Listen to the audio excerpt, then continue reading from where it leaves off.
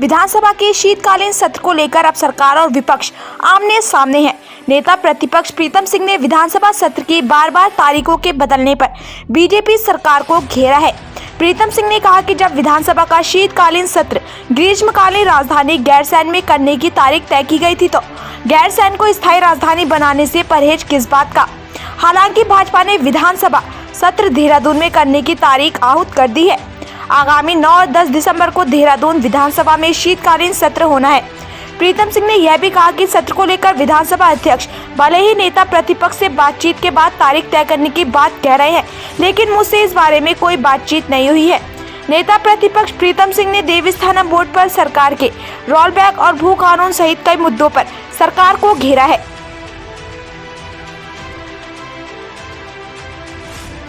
इस बात का कि उत्तराखंड की सत्ता भाजपा के हाथों से फिसल रही है और देश के प्रधानमंत्री को एक नहीं बल्कि 2-2, 3-3 बार इस प्रदेश में आना पड़ रहा है।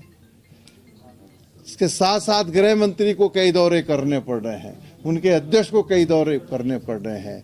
अरे बाजी पलट चुकी है और जब बाजी पलट जाती है तो फिर कितने भी प्रयास करो कुछ नहीं होता। जो बंगाल में देखा ना आपने, अरे बंगाल में देखा क्या नारा था, अरे भाई बस सुन, अरे फायदा हम कम करें, ये सारे फायदे, अरे सुन तो लो ना, ये सारे फायदे, एक बात सुन तो ली, ये सारे फायदे चुनाव के समय ही याद आते हैं।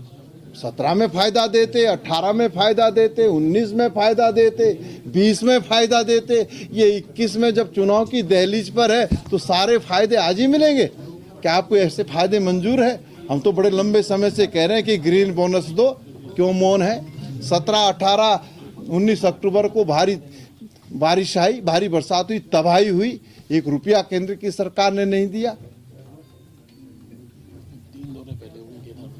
सरकार ने रोल बैक करने का काम इस पर किया तो तमाम भारतीय जनता पार्टी के लोग अपनी पीठ थपथपाने का काम कर रहे हैं।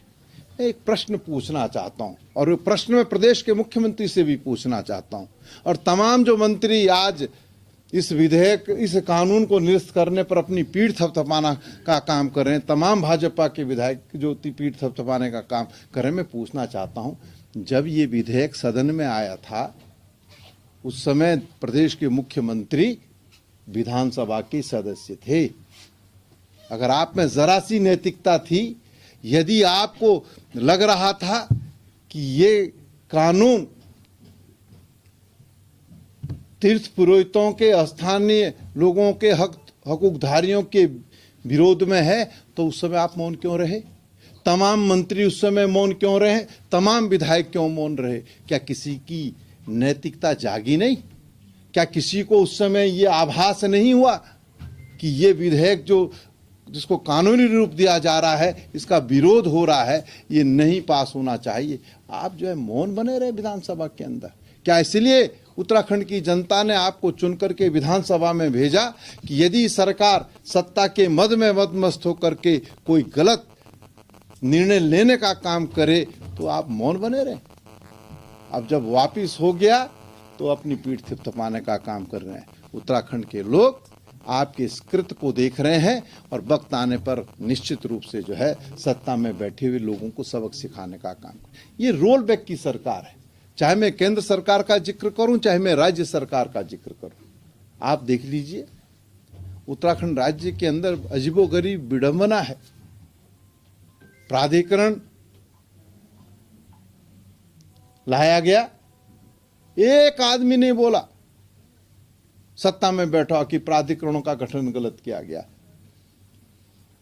सर्वसम्मति से जो है विधानसभा में प्राधिकरणों के गठन को जो है समर्थन जो है देने का काम भारतीय जनता पार्टी के तमाम मंत्रियों ने और विधायकों ने किया। उस पर रोल बैक किया सरकार ने। भू कानून, भू माफियों के साथ गठबंधन करके सरकार ने इस भू कानून को लाने का काम किया। उस वक्त भी सारे लोग मौन धारण करे रहे, एक शब्द किसी ने नहीं बोला। उसके लिए भी समिति का गठन कर दिया। गैरसैंण के एक शब्द नहीं बोलते हैं, उसमें भी जो है कमेटी का गठन किया जाता है।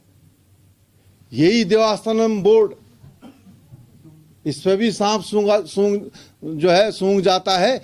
एक शब्द जो है 57 लोगों की टोली ने नहीं बोला, 57 लोगों की टोली ने नहीं बोला।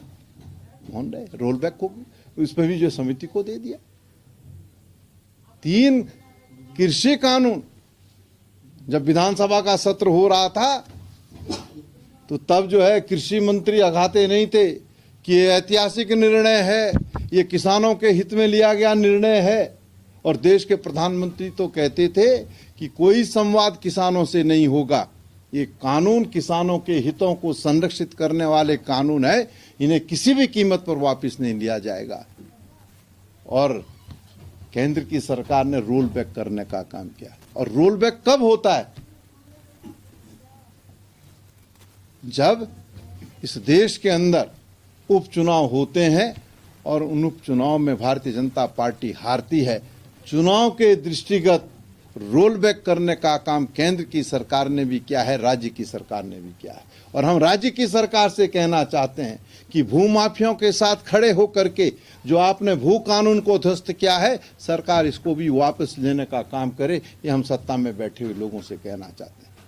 अब मैं देखता हूं कई बार हमारे आप ही लोग पूछते हैं कि साहब कांग्रेस के हाथ से जो है मुद्दा छिन गया।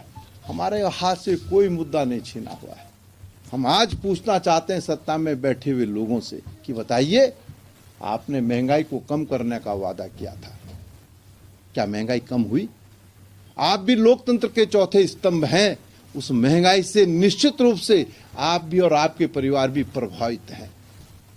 ठीक है, जो आपका धर्म है उस धर्म के अनुरूप आप हमसे प्रश्न पूछ लीजिए, लेकिन कहीं ना कहीं आपको भी एहसास होता है कि सत्ता में बैठे हुए लोगों ने महंगाई कम करने का वादा किया था, लेकिन महंगाई ने गरीब आदमी का जीना दूर कर दिया है। आज उत्तराखंड के लोग, देश के लोग सत्ता में बैठे हुए लोगों से पूछ रहे हैं कि महंगाई कम करने का वादा कहाँ चला गया। अब आपने जो है पहले तो 100 के पार पहुंचा दिया पेट्रोल, उन्होंने कहा थोड़ा सा जो है मरहम लगाने का प्रयास किया, लेकिन 100 से नीचे तब भी नहीं आया। जब